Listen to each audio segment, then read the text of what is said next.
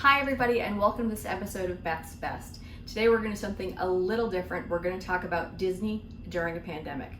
Let's get into it. Your home for Disney room tours, guides, and reviews. Hit subscribe and the bell.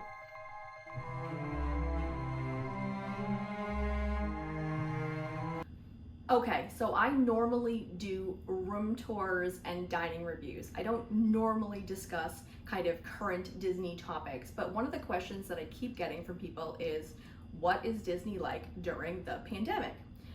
Okay, let's talk about it briefly. I am here at the end of March, so not spring break week. The crowds have come down, but they're still not quiet, if you know what I'm saying. And I want to give you my take on Disney during the pandemic.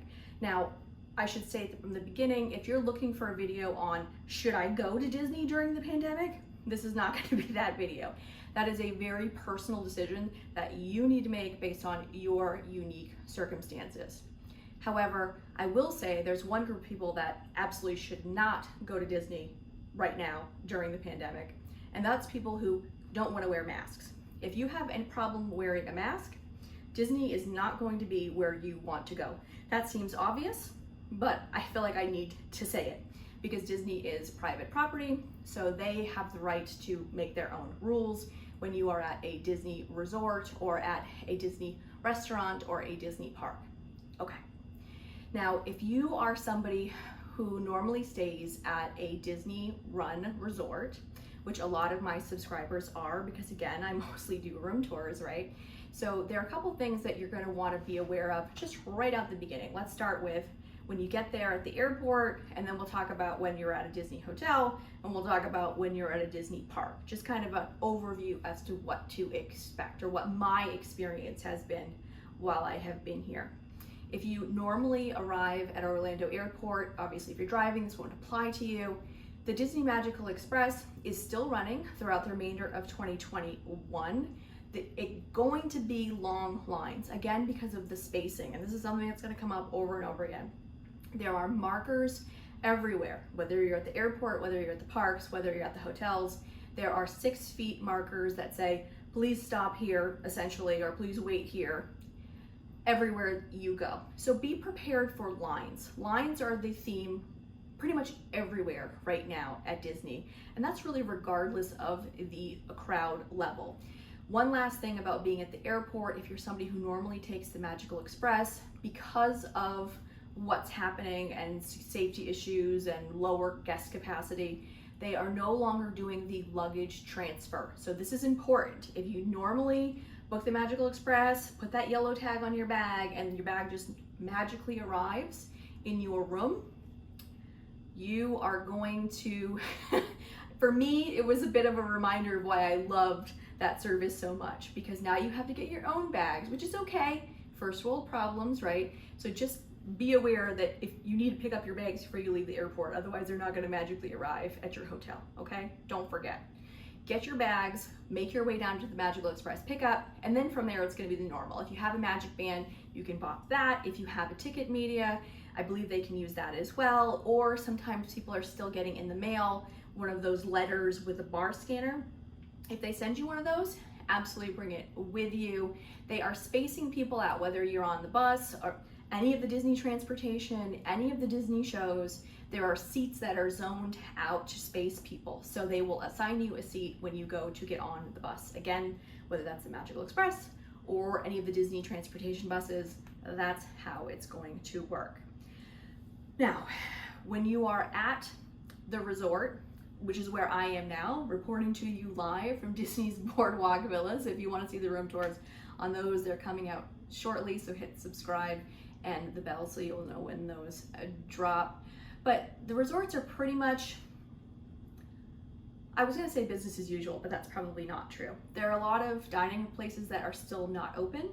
There are guest amenities that aren't open. So if you normally stay at a resort like Animal Kingdom Lodge or here at Boardwalk, for example, or Old Key West, where there are amenities like saunas, those kinds of things are not operating right now. So it's just something that you need to know, I guess, going in if you normally use those things.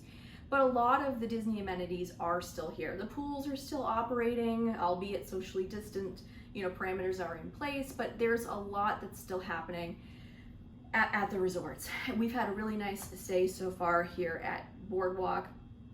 Like in the elevators, they've taken the precaution of only one party per elevator. There'll be signage everywhere. So just keep an eye out for whatever those signs are, follow the rules, and you'll be fine. Now, when it comes to the parks, I would say that probably 80% of the people are following all of the directions. When you go to a park, you're going to have a couple of new procedures that you may not be used to. They're going to, number one, take your temperature, and some of the restaurants are doing this as well. When you go and check in for your dining reservation, they're just using one of those little, I was going to call it a little shooter, but I don't know what the term is that you use for those. You know what I'm talking about, right? Okay, where they take your temperature. They're going to use one of those just to make sure that you don't have a fever before you go into either the restaurant or into the park.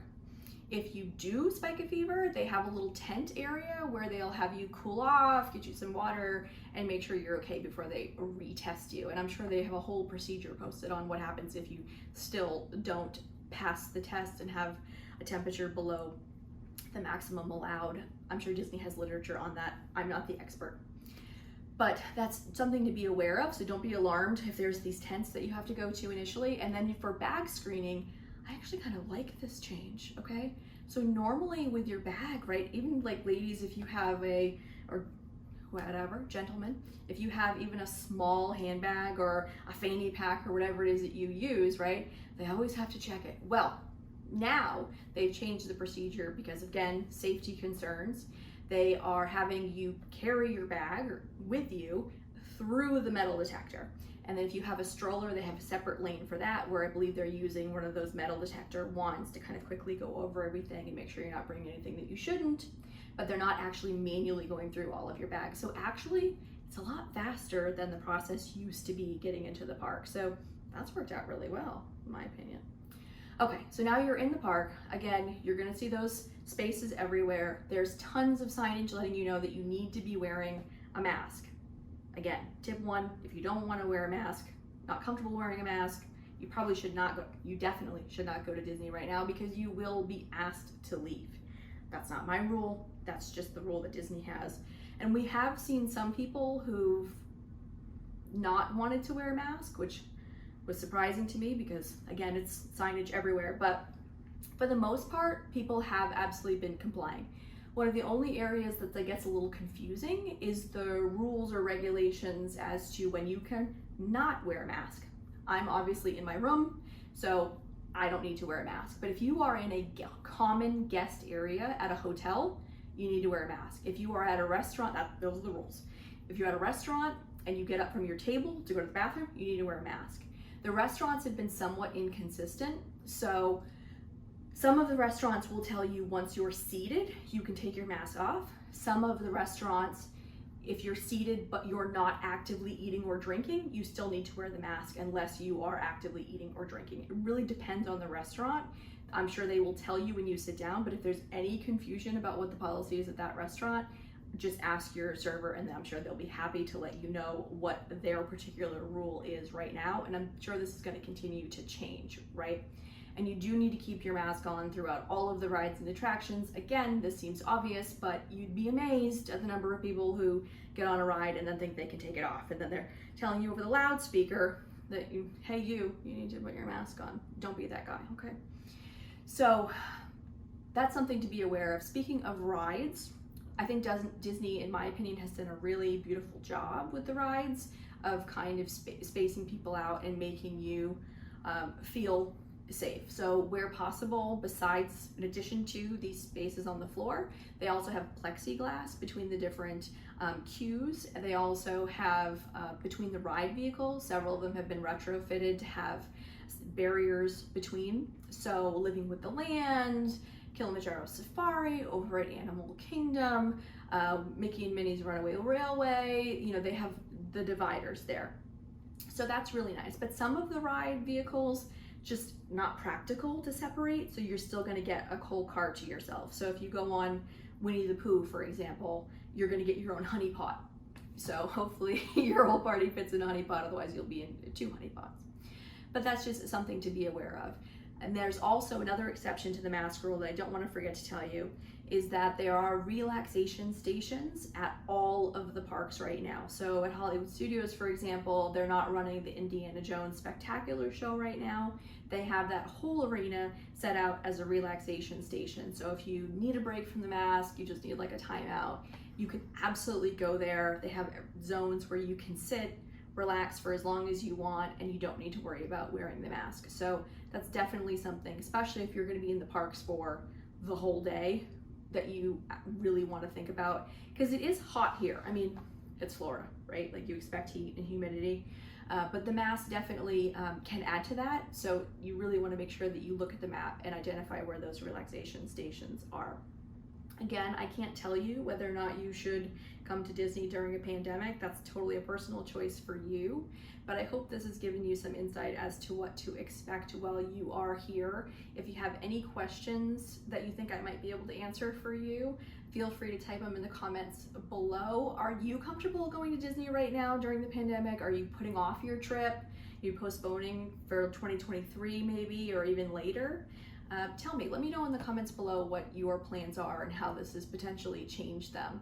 Hit subscribe, hit the bell, follow me, follow along in my next video, and I will see you again real soon. Thanks for watching. Bye-bye.